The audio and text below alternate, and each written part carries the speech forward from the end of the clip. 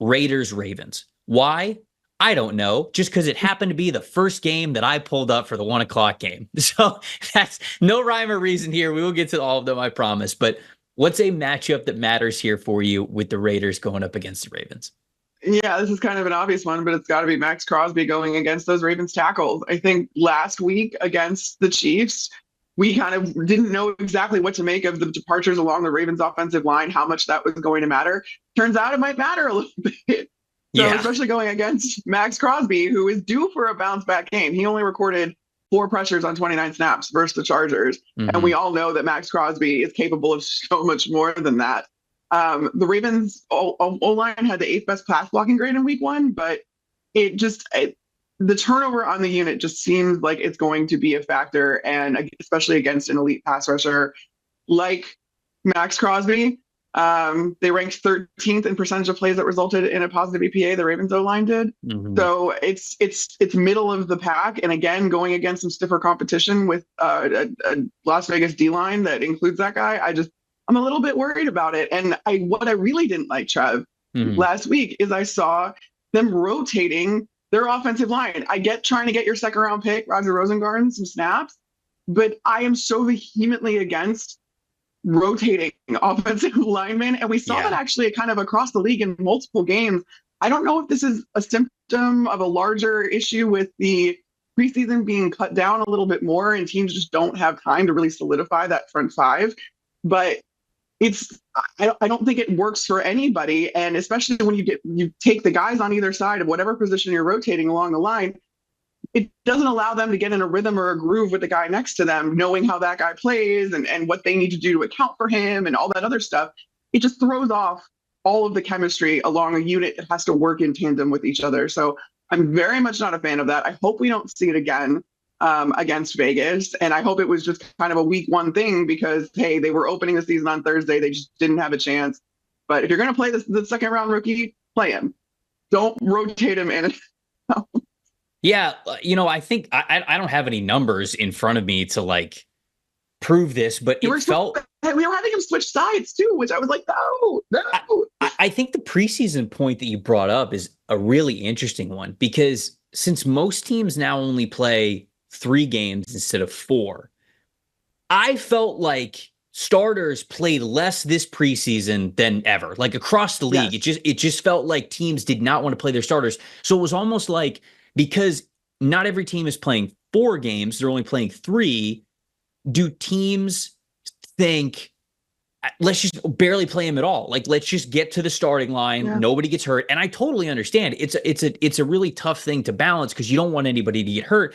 But at the same time, I do feel like there's sort of this trend of rotating offensive linemen. And I feel like it often, again, I don't have the numbers. This is just sort of kind of like a feel because you brought this up.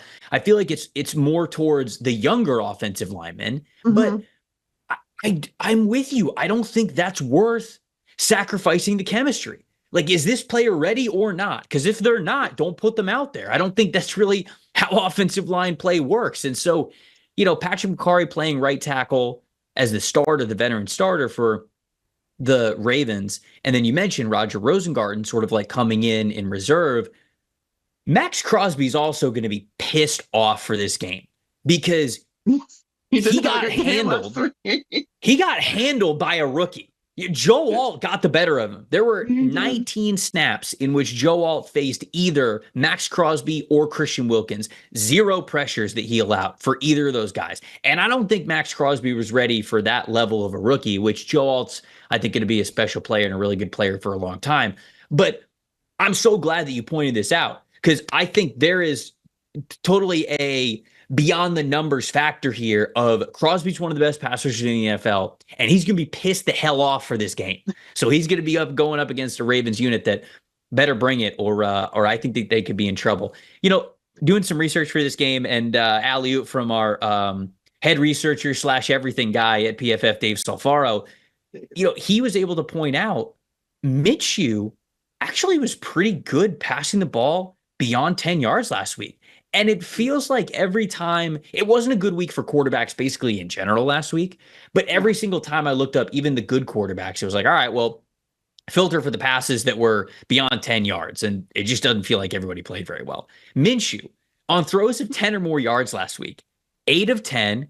Those 8 completions were tied for first in the NFL. I believe it was tied for Mahomes, and he had 155 yards passing, which is fourth in the NFL when targeting deeper down the field. Ravens, on the other side, against Mahomes, fifth in 5 completions allowed of 20 plus yards or more, which is tied for the worst in the league. Allowed the third most passing yards on throws of 20 yards or more. And they ranked 5th with 11 missed tackles in week 1. So it just was not a crisp game for the Ravens defense either. They just did not come out playing as well as they could have. Minshew, Mahomes, not saying they're on the same plane here, but Minshew's very clearly not afraid to throw it deep. And if the Ravens don't have their, haven't crossed the T's, dotted the I's, they're on their P's and Q's, whatever you want to say, they're not down to the details. This Raiders team could surprise them and actually push the ball deep down the field more than they thought. So I think that's a big matchup as well. Plus factor, I'm looking at it here. It's Max Crosby for you. So I don't know if you had more. I don't know if you were holding a Max Crosby number that you still want to get, or if you mentioned it, but. I was holding a Max Crosby number. I was holding a Lamar number, and Lamar had the 5th worst grade when under pressure in week 1. We saw the havoc that Chris Jones was able to wreak on the Baltimore offense, almost single-handedly, had that strip sack.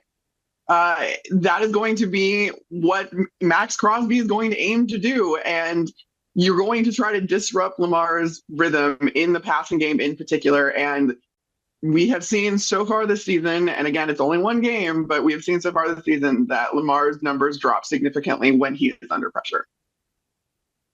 I knew you were holding something. I knew you had a little nugget. I knew I had a little nugget in there. I knew I had a little nugget in there from you that we could get to. My plus factor in this one, I'll go back to the Raiders offense, Brock Bowers. And Brock Bowers played well last week. I'm trying to find what his exact stats were. He had 8 targets, 6 catches, 58 yards. So it's like, okay, not a world beater type of a day, but a 21.9% wide receiver usage, or threat percentage is what we call it here.